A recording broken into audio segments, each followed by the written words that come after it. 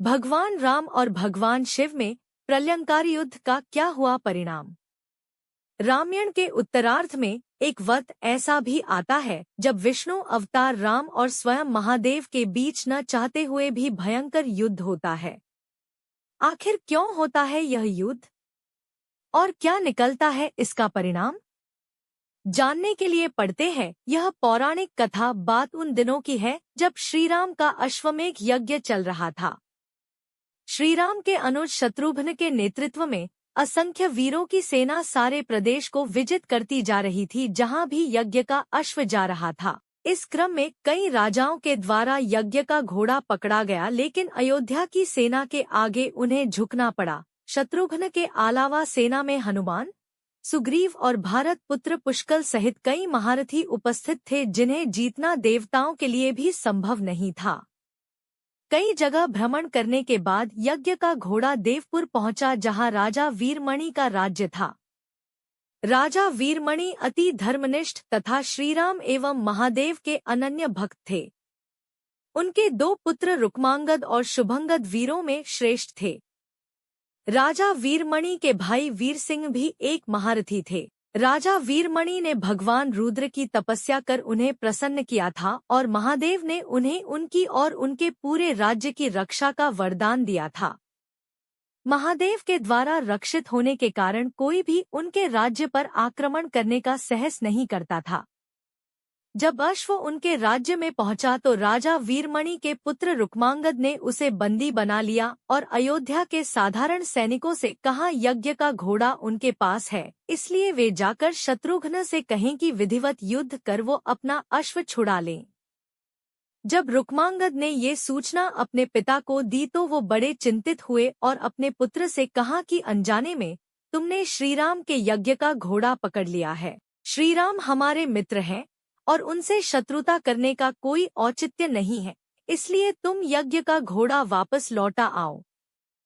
इस पर रुक्मांगद ने कहा कि हे पिताश्री, मैंने तो उन्हें युद्ध की चुनौती भी दे दी है, अतः अब उन्हें बिना युद्ध के अश्व लौटना हमारा और उनका दोनों का अपमान होगा। अब तो जो हो गया है उसे बदला नहीं जा सकता, इसलिए आप मुझे युद्ध की आज्ञा दें। पुत्र की बात सुनकर वीरमणि ने उसे सेना सुसज्जित करने की आज्ञा दे दी। राजा वीरमणि अपने भाई वीर सिंह और अपने दोनों पुत्र रुक्मांगद और शुभांगद के साथ विशाल सेना लेकर युद्ध क्षेत्र में आ गए। इधर जब शत्रुघ्न को सूचना मिली कि उनके यज्ञ का घोड़ा बंदी बना लिया गया है तो वो बहुत क्रोधित हुए एवं अपनी पूरी सेना के साथ युद्ध के लिए युद्ध क्षेत्र में आ गए। उन्होंने पूछा कि उनकी सेना से कौन अश्व को छुड़ाएगा, तो भारत पुत्र पुष्कल ने कहा कि तातश्री, आप चिंता न करें। आपके आशीर्वाद और श्रीराम के प्रताप से मैं आज ही इन सभी योद्धाओं को मारकर अश्व को मुक्त करता हूँ। वे दोनों इस प्रकार बात कर रहे थे कि पवनसुत हनुमान ने कहा कि राजा वीरमणि के राज्य पर आक्रमण करना स्वयं परमपिता ब्रह्मा के लिए भी कठिन है, क्योंकि ये नगरी महाकाल द्वारा रक्षित है। अतः उचित यही होगा कि पहले हमें बातचीत द्वारा राजा वीरमणि को समझाना चाहिए, और अगर हम न समझा पाए तो हमें श्रीराम को सूचित करना चाहिए। राजा वीरमणि श्रीराम का बहुत आदर करते हैं, इसलिए वे उनकी बात नहीं टाल पाएंगे। हनुमान की बात सुनकर शत्रुघ्न बोले कि हमारे रहते अगर श्रीराम को युद्धभूमि में आना पड़े, ये हमारे लिए अत्यंत लज्जा की बात है। अब जो भी हो हमें युद्ध तो करना ही पड़ेगा। ये कहकर वे सेना सहित युद्धभूमि में पहुंच गए। भयानक युद्ध छिड़ गया। भरत पुत्र पुष्कल सीधा जाकर राजा वीरमणि से भिड़ गया। दोनों अतुलनीय वीर थे। वे दोनों तरह तरह के शास्त्रार्थों का प्रयोग करते हुए युद्ध करने लगे। हनुमान राजा वीरमणि के भाई महापराक्रमी वीर सिंह से युद्ध करने लगे। रुक्मांगद और शुभांगद ने शत्रुघ्न पर धावा बोल दिया। पुष्कल और वीरमणि में बड़ा घमासान युद्ध हुआ। अंत में पुष्कल ने वीरमणि पर 8 नाराज बाणों से वार किया। इस वार को राजा वीरमणि सह नहीं पाए और मूर्छित होकर अपने रथ पर गिर पड़े। वीर सिंह ने हनुमान पर कई अस्त्रों का प्रयोग किया पर उन्हें कोई हानि न पहुंचा सके। हनुमान ने एक विकट पेड़ से वीर सिंह पर वार किया, इससे वीर सिंह रक्तवमन करते हुए मूर्छित हो गए। उधर श्री शत्रुघ्न और राजा वीरमणि के पुत्रों में असाधारण युद्ध चल रहा था। अंत में कोई चारा न देखकर शत्रुघ्न ने दोनों भाइयों को नागपाश में बांध लिया। अपनी विजय देखकर शत्रुघ्न की सेना के सभी वीर सिंहनाद करने लगे। उधर राजा वीरमणि की मूर्छा दूर हुई तो उन्होंने देखा कि उनकी सेना हार के कगार पर है। ये देखकर उन्होंने भगवान रुद्र का स्मरण किया। महादेव ने अपने भक्त को मुसीबत में जानकर वीरभद्र के नेतृत्व में नंदी, भृंगी सहित सारे गणों को युद्धक्षेत्र में भेज दिया। महाकाल के सारे अनुचर उनकी जय जयकार करते हुए अयोध्या की सेना पर टूट पड़े। शत्रुघ्न, हनुमान और बाकी योद्धाओं को लगा कि जैसे प्रलय आ गया हो। जब उन्होंने भयानक मुख वाले रुद्रावतार वीरभद्र, नंदी, भृंगी सहित महादेव की सेना देखी तो सारे सैनिक भय से कांप उठे। शत्रुघ्न ने हनुमान से कहा कि जिस वीरभद्र ने बात ही बात में दक्ष प्रजापति की मस्तक काट डाला था और जो तेज और समता में स्वयं महाकाल के समान है, उसे युद्ध में कैसे हराया जा सकता है। ये सुनकर पुष्कल ने कहा कि हे तातश्री, आप दुखी मत हो। अब तो जो भी हो हमें युद्ध तो करना ही पड़ेगा। ये कहता हुए पुष्कल वीरभद्र से, हनुमान नंदी से और शत्रुघ्न भृंगी से जा भिड़े। पुष्कल ने अपने सारे दिव्यास्त्रों का प्रयोग वीरभद्र पर कर दिया, लेकिन वीरभद्र ने बात ही बात में उसे काट दिया। उन्होंने पुष्कल से कहा कि हे बालक, अभी तुम्हारी आयु मृत्यु को प्राप्त होने की नहीं हुई है, इसलिए युद्धक्षेत्र से हट जाओ। उसी समय पुष्कल ने वीरभद्र पर शक्ति से प्रहार किया जो सीधे उनके मर्मस्थान पर जाकर लगा।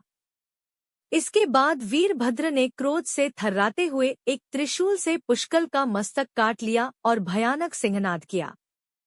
उधर भृंगी आदि गणों ने शत्रुघ्न पर भयानक आक्रमण कर दिया। अंत में भृंगी ने महादेव के दिए पाश में शत्रुघ्न को बांध दिया। हनुमान अपनी पूरी शक्ति से नंदी से युद्ध कर रहे थे। उन दोनों ने ऐसा युद्ध किया जैसा पहले किसी ने नहीं किया था। दोनों श्रीराम के भक्त थे और महादेव के तेज से उत्पन्न हुए थे। काफी देर लड़ने के बाद कोई और उपाय न देखकर नंदी ने शिवास्त्र के प्रयोग कर हनुमान को पराभूत कर दिया। अयोध्या के सेना की हार देखकर राजा वीरमणि की सेना में जबरदस्त उत्साह आ गया और वे बाकी बचे सैनिकों पर टूट पड़े।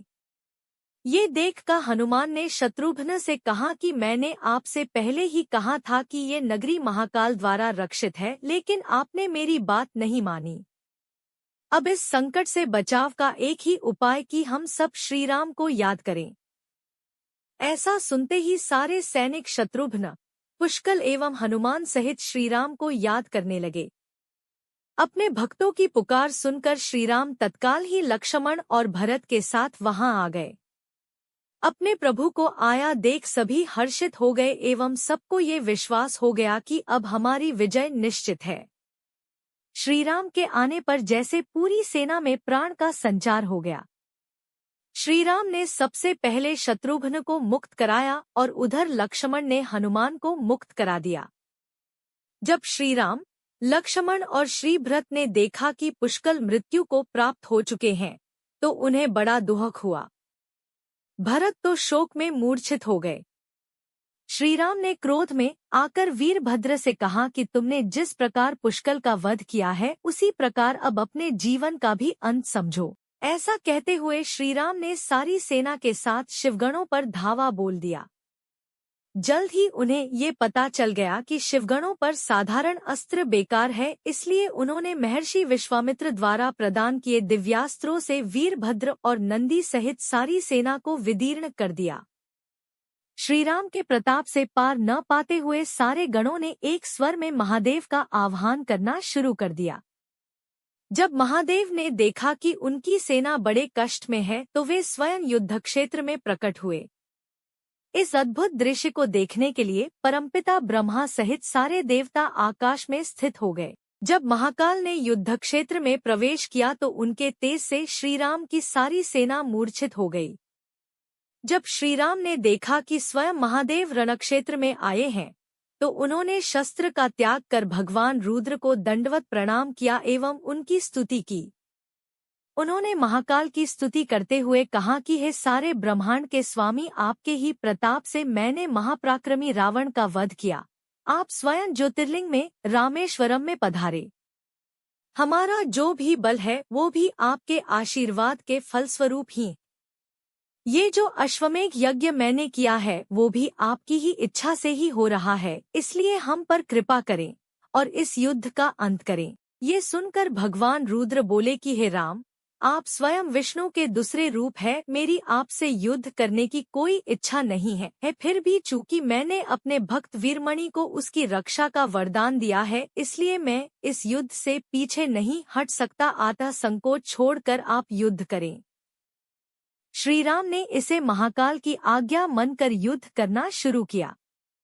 दोनों में महान युद्ध छिड़ गया, जिसे देखने देवता लोग आकाश में स्थित हो गए। श्रीराम ने अपने सारे दिव्यास्त्रों का प्रयोग महाकाल पर कर दिया, पर उन्हें संतुष्ट नहीं कर सके। अंत में उन्होंने पाशुपतास्त्र के संधान किया और भगवान शिव से बोले कि हे प्रभु, आपने ही मुझे ये वरदान दिया है कि आपके द्वारा प्रदत्त इस अस्त्र से त्रिलोक में कोई पराजित हुए बिना नहीं रह सकता। इसलिए हे महादेव, आपकी ही आज्ञा और इच्छा से मैं इसका प्रयोग आप पर ही करता हूँ। ये कहते हुए श्रीराम ने वो महान दिव्यास्त्र भगवान शिव पर चला दिया। वो अस्त्र सीधा महादेव के हृदय स्थल में समा गया और भगवान रुद्र इससे संतुष्ट हो गए। उन्होंने प्रसन्नतापूर्वक श्रीराम से कहा कि आपने युद्ध में मुझे संतुष्ट किया है, इसलिए जो इच्छा हो वार मांग ले। इस पर श्रीराम ने कहा कि हे भगवान, यहाँ इस युद्ध क्षेत्र में भ्राता भरत के पुत्र पुष्कल के साथ असंख्य योद्धा वीरगति को प्राप्त हो गए हैं, उन्हें कृपया जीवन दान दीजिए। महादेव ने मुस्कुराते हुए तथास्तु कहा और पुष्कल समेत दोनों ओर के सारे योद्धाओं को जीवित कर दिया। इसके बाद उनकी आज्ञा से राजा वीरमणि ने यज्ञ का घोड़ा श्रीराम को लौटा दिया और अपना राज्य रुक्मांगद को सौंप कर वे भी शत्रुघ्न के साथ आगे चल दिए।